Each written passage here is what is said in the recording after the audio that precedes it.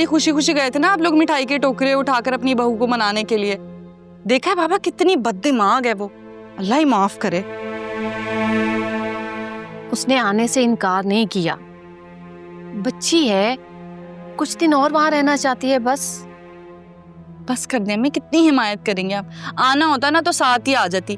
मैं आपको बता रही हूँ अम्मी, उनको पता लग गया ना कि अब बच्चे को लेके हम कितने सेंसिटिव होंगे। मैं पुप्पो बनने वाली हूँ, मेरा भाई बाप बनने वाला है, इसीलिए वो चाहते हैं हम उनके इशारों पर नाचें। कोई अच्छी बात है? कम से कम आप लोग का लिहाज नहीं किया था तो मेरे भाई का कर लेती। देखे कितना सा मुंह हो गया है। मैं भी तो इस मरहले से गुजरी हूँ ना। आप बताएं अम्मी, आपके घर आके कितनी दफा बैठी हूँ मैं। तुम्हारी तो मिसाल ही क्या दें हम। हाँ तो फिर अपनी लाडली की दे दें आप मिसाल। आना ही नहीं चाहती थी वो तो घर। हम सबका जाना तो बेकार ही गया ना, उल्टा बेइज्जत होकर आ गए कि हमारे साथ वापस नहीं आई।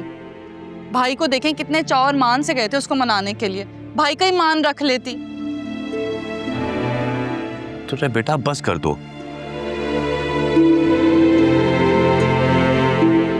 वलीद मैंने क्या कहा है, छोड़ने आएंगे ना उसे, फिर बेकार की बहस कर रहे हो। और तैमूर बेटा तुमने क्या किया? वलीद मियां के और सारे घर वालों के सामने क्या बात लेके बैठ के बेटा? ये बात करने वाली थी मां। बाबा सवाल करने में हर्जी क्या था? हर्ज था बेटा, मौका महल देख के बात की जाती है ना। हम क्या करने गए थे बताओ? मुबारकबाद देने गए थे ना, और आयमा को लेने गए थे। तो फिर तुम क्या बात देखे बैठ गए? तो वो कौन सा आ गई है, उसने कौन सा आना था, नियत ही नहीं थी। अरे बच्ची है, कुछ दिन अपनों के पास रहना चाहती है। तुम भी तो आती हो ना अपनों के पास।